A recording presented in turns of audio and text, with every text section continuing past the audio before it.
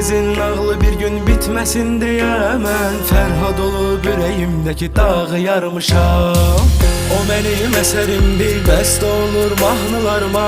O mənim ürəyimdir, dərman olur ağrılarıma.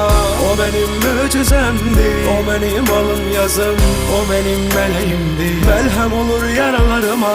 O mənim əsərimdir, bəst olur mahnılarıma. O mənim ürəyimdir, dərman olur ağrılarıma.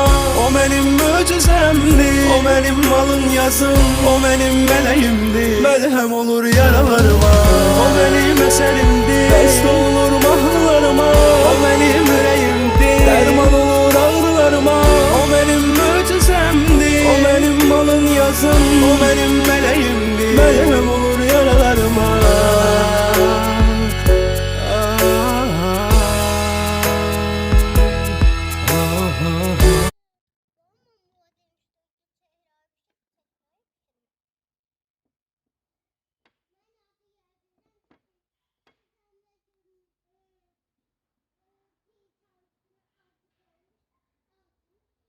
Günün sözü var, o biraz eləmədin, nə bacı, yeyə bilirsən deyə.